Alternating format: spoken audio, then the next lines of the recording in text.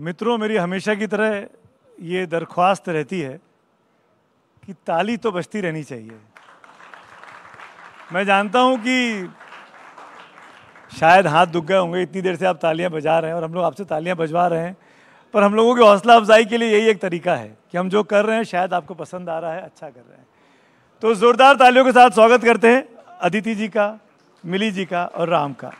परिचय दे देता हूं, औपचारिकताएं ज़रूरी होती हैं इस मंच के ज़रिए।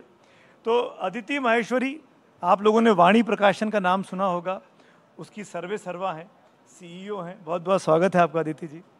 आप मिली हैं, मिली ऐश्वर्या, हिंदुस्तान का एक बहुत बड़ा पब्लिशिंग हाउस है पेंगुइन, उसमें आप पब्लिशर के तौर पर पेंगुइन रैंडम हाउस में काम कर रही हैं। आपका बहुत बहुत स्वागत है। और तीसरे शख्स जो इस मंच पर हमारे साथ हैं, राम मिश्रा, ये एक अद्भुत अनोखा काम कर रहे हैं। ये पब्लिकेशन में नहीं है, पर ये आपको पब्लिसाइज कर सकते हैं, आपको उस जगह पहुंचा सकते हैं जिसकी युवा कवियों को आवश्यकता है। एक ऐप है डमरू, एम आई राइट, जिसके आप फाउंडर हैं, जो बहुत तेज़ी से युवा कवियों के बीच में, खासकर वो लोग जो परंपरागत जगहों से आ रहे हैं, जो टाउन बी टाउन सी से आ रहे हैं, उन लोगों के लिए बड़ा शानदार प्लेटफॉर्म डमरू ने क्रिएट किया है। आप तीनों का बहुत बहुत स्वागत है। जैसा कि आशुतोष ने ये हमको बांध दिया है, क्या बिकता है और क्या टिकता है, इस टॉपिक के मद्देनज़र मैं बातचीत करता हूँ। मैं शुरुआत मिली आपसे करना चाहता हूँ, कितना ज़रूरी है इस बाज़ार में, क्योंकि आप इतने बड़े पब्लिशिंग हाउस से आ रही हैं, बिकना ज़रूरी है कि टिकना ज़रूरी है? क्या देखकर आप किसी भी पांडुलिपि को, किसी भी प्रतिलिपि को, किसी भी मैन्युस्क्रिप्ट को आप ओके करती है कि हाँ अब हम छापेंगे? आई थिंक ये मुश्किल सवाल है, बिकॉज पब्लिशर के लिए तो हमेशा यही सोच रहती है कि किताब टिके ज़्यादा समय तक। तो हम जो पब्लिश करते हैं वो हम सोचते हैं कि वो ज़्यादा टाइम तक रहे और रीडर्स उसको पसंद करें और शेल्फ्स पे रहे। पर उसके साथ जब एक नई किताब छपती है, जो एक्साइटमेंट रहता है, क्यूरोसिटी होती है, और शुरू का जो इनिशियल रिस्पॉन्स होता है इन टर्म्स ऑफ सेल्स या जो बिकती है, जो आप बोल रहे हैं, आई थिंक वो भी बहुत ज़रूरी है, बिकॉज उसी से राइटर्स की पहचान बनती है, उनकी रीडरशिप बढ़ती है, और हमारे जैसे लोग भी यहाँ पे हैं उसी के लिए, क्योंकि प्रकाशक तो टिकना भी है और बिकना भी है। मेरे लिए तो, मेरे समझ से दोनों होना चाहिए। और एक अच्छी किताब, मैं सोचती हूँ, उसको कभी आप दबा के नहीं रख सकते। एक जो अच्छा वॉइस है वो उभर कर आता है ही है, कभी कभी थोड़ा टाइम लगता है, पर लोग उसको पहचानते हैं और उसको उसका मुकाम मिलता है। And I am very happy, हमारे साथ हमारी ऑथर बानू मुश्ताक आज यहाँ पे हैं, और काफ़ी साल से लिख रही हैं, पर उनको अभी बुकर मिला है तो पूरी दुनिया उनको पढ़ रही है। यहाँ पे सिर्फ कर्नाटका और इंडिया के लोग नहीं, हमने इंग्लिश में पब्लिश की, और एक वो है यूनिवर्सैलिटी है आई थिंक ये लैंग्वेज की, कि पूरी लोग उसको पढ़ सकते हैं पूरे विश्व के। तो आज वो हमारे साथ यहाँ हैं, and I would like all of you to give her a round. जोरदार तालियां बानू जी के लिए। अभी बुकर मिला है भाई, बुकर। बहुत बहुत स्वागत है मैम आपका, थैंक यू सो मच, आप वक्त निकाल के हमारे साथ जुड़ी। आपके साथ तफसील से हम आगे बात करेंगे इस मंच पे। अदिति जी, लोकप्रियता या स्थायित्व, वही चीज़ को अगर मैं सभ्य भाषा में पूछ लूँ, बिकता या टिकता को, तो आपके हिसाब से क्या ज़रूरी है? हर युग में हर तरह का साहित्य लिखा गया है। जो जिस युग में लिखा गया, हो सकता है वो उस युग का सर्वश्रेष्ठ साहित्य नहीं माना गया, लेकिन आने वाली पीढ़ियां उसे वो दर्जा देती हैं। जैसे भारती जी की किताब गुनाहों का देवता, भारती जी के अपने शब्दों में उनकी सबसे कमज़ोर किताब थी। वो बिल्कुल भी खुश नहीं थे उसके पहले ड्राफ्ट से, उसके फाइनल ड्राफ्ट से। लेकिन आज वो किताब जिस कल्ट पे पहुंच गई, वो भारती जी शायद उसकी कल्पना भी नहीं कर सकते थे, उन्हें शायद उम्मीद भी नहीं होती। और अगर वो आज जीवित होते तो शायद निराश भी होते कि गुनाहों का देवता को इतना अच्छा क्यों माना जा रहा है, जबकि सूरज का सातवां घोड़ा, अंधा युग, सब कुछ है। तो कहने का तात्पर्य ये है कि क्या लिखा जा रहा है और क्या बिका जा रहा है और क्या टिका जा रहा है, वो सब कुछ युग के हिसाब से तय होता है। इसको तय करने की क्षमता मुझे नहीं लगता किसी भी संपादकीय विभाग की सर्वा क्षमता है इसमें। तो क्या मैं मान के चलूं अदिति जी की पाठकों की रुचि में बदलाव होता रहता है समय समय पर, और वैसे ही आपको? बिल्कुल। और उसके साथ एक संपादकीय विभाग की जिम्मेदारी ये है कि समाज और समय के हिसाब से जो प्रतिकूल अनुकूल दोनों ही बातों को सामने रख रहा हो, यानी विषमताओं के खिलाफ और जो सही बातें हैं उसके साथ जो चल रहा है साहित्य, उसके साथ हर संपादकीय विभाग को खड़ा होना चाहिए। और ये कई बार मुश्किल भी होता है, क्योंकि हो सकता है कि सैद्धांतिक तौर पे जो बातें अच्छी नज़र आ रही हों, ठीक नज़र आ रही हों, उनके खिलाफ पूरा समाज हो आज, लेकिन एक दूरदर्शिता होनी बहुत ज़रूरी है जिसमें आप ये तोल सकें कि कल क्या होने वाला है और मानवता के दायरे में ये बात सही बैठती है कि नहीं, तो उसके हिसाब से किताब का चयन होना चाहिए। प्रकाशन सिर्फ छापे खाने नहीं है, प्रकाशन कॉन्शियस कीपर्स भी हैं। ये भारतीय भाषाओं में संपादकों की जो पिछले 3 दशकों में एक क्वालिटी में गिरावट आई है, उसका बहुत बड़ा कारण ये भी है कि संपादन जैसी एक महत्वपूर्ण पद्धति को बहुत डिमिनिश कर दिया गया। उसकी कहीं फॉर्मल ट्रेनिंग भी नहीं हुई। There is absolutely no institution across the globe that can teach you to be an editor. They can teach you to be a copy editor, a proofreader. But editing का काम आपको जब तक mentors अच्छे नहीं मिलते हैं, तब तक आप अच्छे से नहीं सीख सकते हैं। तो वहाँ बहुत गिरावट आई और मुझे लगता है कि बड़ी ठीक बात पे आपने इस वक्त हिट किया है। और राम, मैं आता हूँ आपके पास, आई विल पक्का आपको पूरा टाइम दूंगा। इसी से एक कनेक्टेड बात निकल आई जो कि मिली जी से मैं पूछना चाह रहा हूँ। आजकल हमने देखा है कि कोई भी किताब छपती है, पब्लिश होती है, हम सोशल मीडिया पे उसका पोस्टर देखते हैं, बैनर देखते हैं, सोशल मीडिया कैंपेन देखते हैं, और एक दिन के बाद वो बेस्ट सेलर हो जाती है, 4 दिन के बाद बेस्ट सेलर हो जाती है। तो ऐसे कितने बेस्ट सेलर हैं जो वाकई में क्लासिक्स होते हैं, जो गुनाहों का देवता बन जाते हैं? आई थिंक इंडिया में तो अभी भी 10,000 कॉपीज़ अगर बिकती है तो हम उसको बेस्ट सेलर कह सकते हैं, और हम उस पर नेशनल बेस्ट सेलर टैग भी लगाते हैं। तो पेंगुइन में 250 बुक्स, 250 किताब एक साल में नई किताबें करती हूँ। उसमें एटलीस्ट आई थिंक 50 या उससे ज़्यादा हम कोशिश करते हैं कि बेस्ट सेलर हो या लोग पसंद करें और लोग पढ़ें। पर उसमें आजकल थोड़ा मुझे लगता है कि ऑनलाइन मीडियम एंड प्लेटफॉर्म्स का भी हाथ है, क्योंकि अगर आप एक किसी कैटेगरी में भी नंबर 1 आप हो जाते हैं तो वो बेस्ट सेलर का टैग आ जाता है ऑनलाइन प्लेटफॉर्म्स में। तो इसका ये मतलब नहीं होता है कि आपने 10,000 कॉपीज़ बेच ली, आई थिंक वो कैटेगरी का नंबर 1 हो जाता है। तो वो एक दूसरा नज़रिया है देखने का। पर मैं तो समझती हूँ कि कम से कम 10,000 कॉपीज़ होनी चाहिए, तभी उसको बेस्ट सेलर माना जाना चाहिए। तो मतलब जो और टिके थोड़े समय तक टिके। एक और आई थिंक एक आस्पेक्ट उसका ये भी है, और ये ग्लोबली भी होता है और हम इंडिया में भी करते हैं, कि आजकल हम किताबों को प्री ऑर्डर में डाल देते हैं। तो अगर लेट्स से रिलीज़ है अगर उसकी 1 जुलाई, तो वो प्री ऑर्डर पे चली जाती है कभी कभी 2 महीने 3 महीने पहले। तो फॉर एग्जांपल हम अरुंधति रॉय का मेमोइर्स पब्लिश कर रहे हैं सितंबर में, 1 सितंबर, तो उसका जो प्री ऑर्डर है वो ऑलरेडी ऑन है। तो अगर प्री ऑर्डर कभी कभी क्या होता है कि 10,000 कॉपीज़ रिलीज़ के पहले भी बिक जाती है। तो आई थिंक वैसे भी केसेस होते हैं कि जहाँ पे नेचुरल इंक्विजिटिवनेस है और डिमांड है, और लोग पहले ही अपनी कॉपीज़ बुक करते हैं और प्रकाशन के पहले ही किताब बेस्ट सेलर बन जाती है। तो ऐसा भी होता है। तो मतलब जो बेस्ट सेलर है वो क्लासिक हो, ये ज़रूरी नहीं है। नहीं, पर ऐसे हाँ, पर आई थिंक हम लोग, क्योंकि पेंगुइन के पास हमारे पास बहुत डीप बैकलिस्ट है, हमारे पास 3,000 से ज़्यादा एक्टिव टाइटल्स हैं जो हम अभी भी पब्लिश करते हैं, री इशू करते हैं, रीप्रिंट करते हैं हमेशा। तो मुझे लगता है कि अच्छी किताब है वो बिकती भी रहती है काफ़ी सारी। और मैं देख रही थी इनफैक्ट हमारे पास 3 इयर्स में तो काफ़ी सारे राइटर्स, चाहे वो बिपिन चंद्रा की किताब है हिस्ट्री की, या मार्केस की किताब है, वो अभी भी लोग पसंद करते हैं, अभी भी काफ़ी पढ़ते हैं। वही तो क्लासिक है। Ram, coming to you now. And Ram के बारे में जैसे मैंने शुरू में कहा, राम मिश्रा डमरू नाम का एक ऐप है, आप अपने फ़ोन पे जाके उसको डाउनलोड भी कर सकते हैं। और अगर आप म्यूज़िक से लिखने वाले हैं, गाने वाले हैं, बनाने वाले हैं, क्रिएट करने वाले हैं, तो मेरे ख्याल से राम अपने प्लेटफॉर्म के बारे में ज़्यादा बेहतरी से बता पाएंगे। हो सकता है कि मुझसे कुछ चीज़ें छूट जाएं, लेकिन मैं ये जानना चाह रहा हूँ कि क्यों आवश्यकता है डमरू की आज की तारीख में, क्यों डमरू बदलाव समाज में ला सकता है? जी सुमित जी, थैंक यू। सबसे पहले तो मैं NDTV क्रिएटर्स मंच का और NDTV और यहाँ सभी श्रोताओं का हृदय से आभार व्यक्त करता हूँ मुझे यहाँ बुलाने के लिए।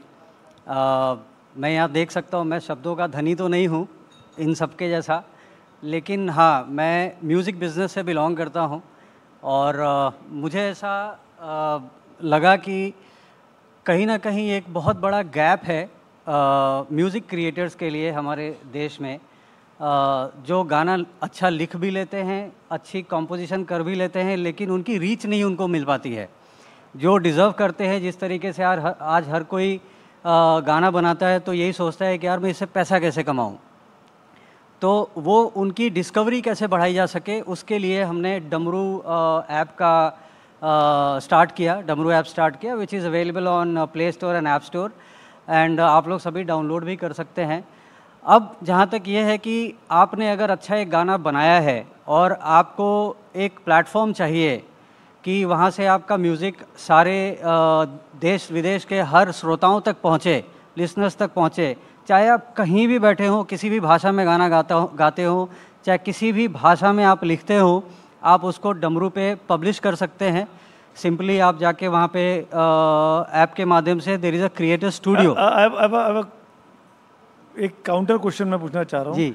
मैंने कुछ बनाया, मैं गाड़ी चला रहा हूँ, मैंने गाना गाया, गुनगुनाया, और मैं आपको क्यों दूँ, मुझे क्या फ़ायदा? मैं किसी और प्लेटफॉर्म को दे सकता हूँ, और भी बड़े बड़े प्लेटफॉर्म्स हैं, मैं नाम लेना नहीं चाहता हूँ जी। वहाँ पे रीच भी ज़्यादा है, मेरे पास दोस्त भी हैं, उन दोस्तों के भी दोस्त हैं जो और दूर तक पहुँचा सकते हैं, तो why should I come to Damru? जी, तो इसका सबसे सही जवाब मैं आपको यही दूंगा सर, कि अगर आप, जैसे ये टॉपिक है क्या बिकता है और क्या टिकता है, जब तक आप बिकना शुरू नहीं होते हैं और जब तक आपके गाने लोगों तक पहुंचते नहीं हैं, तब तक बाकी सारे प्लेटफॉर्म पे आप कितनी भी ताकत लगा लेंगे, आपको डिस्कवरी का बड़ा चैलेंज रहेगा, डिस्कवरी नहीं मिलेगी। इसलिए अगर आप डमरू पे आते हैं तो डमरू पूरी जोर लगाता है, पूरी ताकत लगाता है मार्केटिंग के माध्यम से, इंडस्ट्री नेटवर्क के माध्यम से, ताकि आपको पूरी पब्लिसिटी मिल सके। तो एक तो ये है। दूसरा, अगर आप चाहते हैं कि आपके गाने सारे प्लेटफॉर्म पे जाए, यूट्यूब पब्लिक प्लेटफॉर्म है, सोशल मीडिया प्लेटफॉर्म है, आप अपने गाने अपलोड तो कर देते हैं, लेकिन आप स्पॉटिफाई पे, सावन पे, गाना पे, आपने नाम नहीं लिया लेकिन मैं नाम लेता हूँ। हाँ, मैंने आपके सम्मान में नहीं लिया था। हाँ नहीं, बट कोई बात नहीं है, because competition is always better and competition makes you better also. हाँ, इट मेक्स यू बेटर। और अगर आपको उस प्लेटफॉर्म पे भी जाना है, उन सारे प्लेटफॉर्म पे भी जाना है, तो उसका माध्यम भी एकमात्र डमरू है। आप किसी के ऊपर आपको आश्रित होने की ज़रूरत नहीं है। आप डमरू डायरेक्ट हमारे वेबसाइट पे जा सकते हैं, damro.co, damru.co।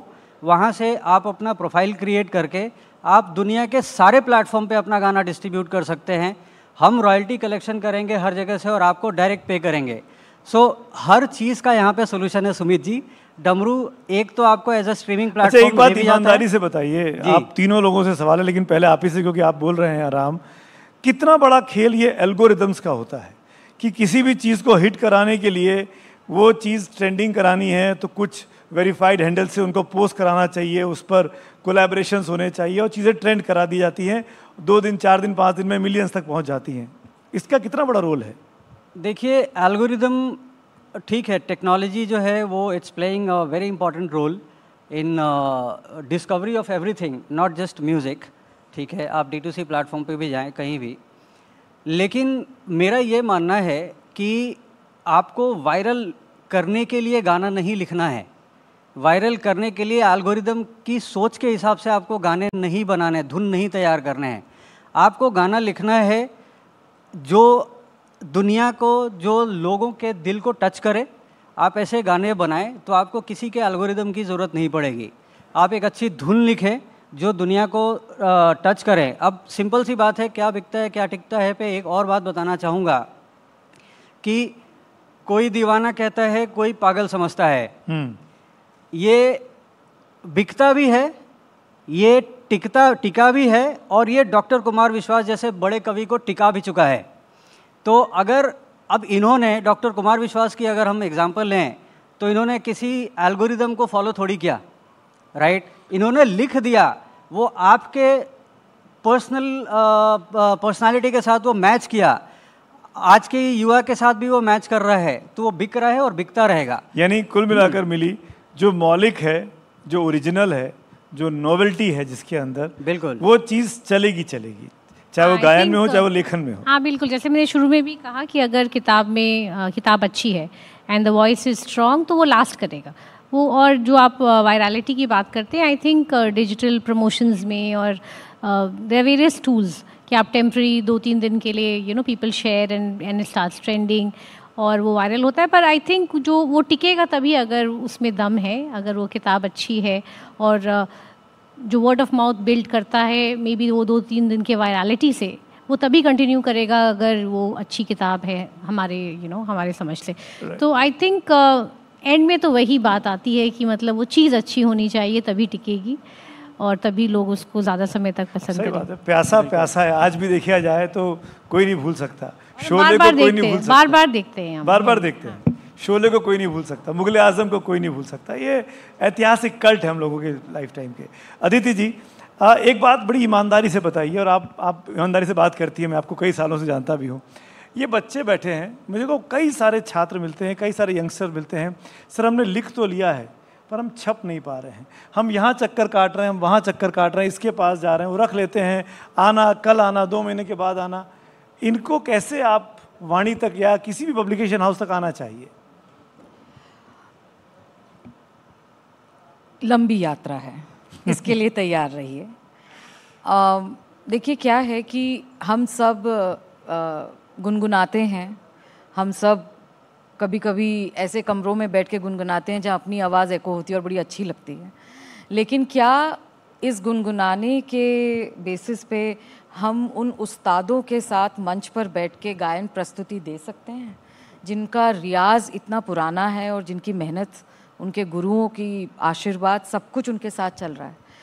तो रियाज बहुत ज़रूरी है, डिसिप्लिन बहुत ज़रूरी है। और आज लिखा है फेसबुक पर, देखिए डिसलाइक का बटन नहीं है, लेट्स एक्सेप्ट इट। और सोशल मीडिया पर सिर्फ रीट्वीट्स हैं, डिनाउंसमेंट नहीं है। तो आप अगर उसे अपनी ख्याति समझ रहे हैं तो थोड़ा सा आप डिल्यूजन में हैं, ग्लास पैलेस में हैं। हम लोग बहुत पढ़ते हैं, संपादकीय विभाग में हर प्रकाशन के 12,500 टाइटल्स की बैकलिस्ट है वाणी ग्रुप की, जो कि लगभग 10,500 से 10,000 किताबें हमेशा प्रिंट में रहती हैं। आप सोचिए कि उस श्रेणी में जुड़ना, उन बड़े उस्तादों, उन बड़ी कलमों के साथ जुड़ना, कुछ तो आपकी मेहनत डिमांड करेगा। आप लिखें, लिटरेरी एजेंट्स का बहुत बड़ा योगदान है। मैं एडवोकेट करती हूँ कि लिटरेरी एजेंट्स को साथ में लीजिए, और अगर एक लिटरेरी एजेंट आपकी लेखनी में विश्वास रखता है, एक संपादक आपकी लेखनी में विश्वास रखता है, तो प्रकाशक तो भाई एक कमर्शियल एजेंसी भी तो है। कल्चरल कस्टोडियंस होने के अलावा the bills have to be paid for everybody, and ये जीवन का परम सत्य है। तो इसमें अगर आपकी लेखनी के साथ हमें जुड़कर ऐसा लगता है कि ये ऐसी किताब है जो अपने समय की कुछ ग्राउंड ब्रेकिंग बात कर रही है, स्वागत है। अंकिता जी यहाँ पर हैं, मैं से माँ तक इन्होंने लिखी, हालांकि वो मेरी किताब नहीं है लेकिन मुझे बहुत पसंद है। मनीषा जी यहाँ हैं, त्रिमाया इनकी अभी किताब आई जो कि जानवरों और मनुष्य के बीच में मात्र सत्तात्मक परिप्रेक्ष्य के बारे में बात करती है। गगन जी यहाँ हैं जिनकी कविताएं पता नहीं 3 पीढ़ियों से ज़्यादा लोग पढ़कर।